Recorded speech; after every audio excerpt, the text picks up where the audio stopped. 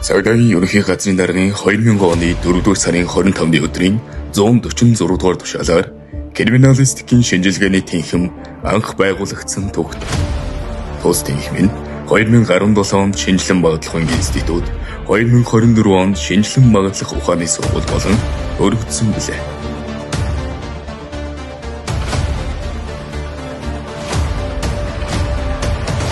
Дотоод хэргийн их сургууль, шинжилэн багдлах ухааны сургууль үзүүлж байна.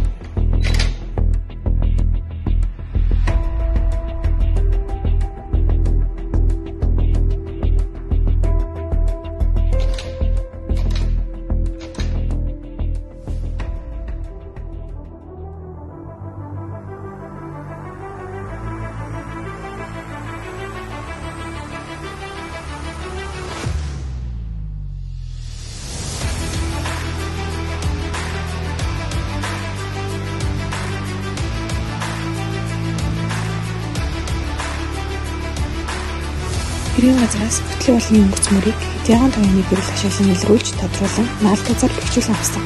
Өгд мөрийн баримтад ажиллагааны шинжилгээ хийхэд үеийн шинж тэмдгийн үндэслэн зүүн гутлын уулны илэгдэлтээс зүүн хөлийн өвдөг гэмтэлтээс үүдэн хөлөө чирч явсан байж болцсохгүй. 70-75 кг орчим жинтэй.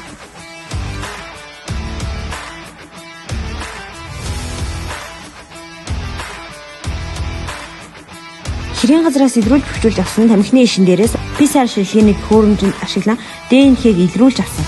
За илрүүлж авсан ДНХ-г бүтгэлийн санд өмнө бүртгэгдэж байсан эргэн А болгон тогтоогдсон нь хөдөлгөөний нотлох баримт болсон гэж үзэж байгаа.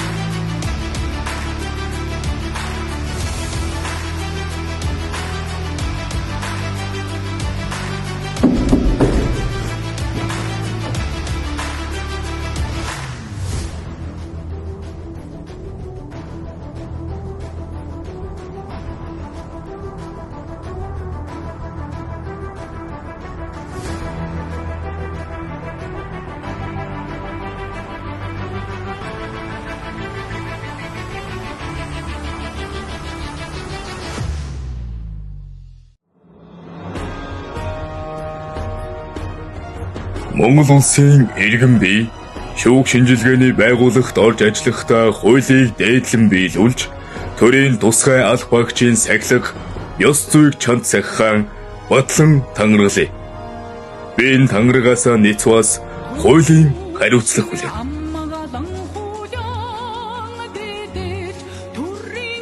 Шинжилэн баглах ухааны сургууль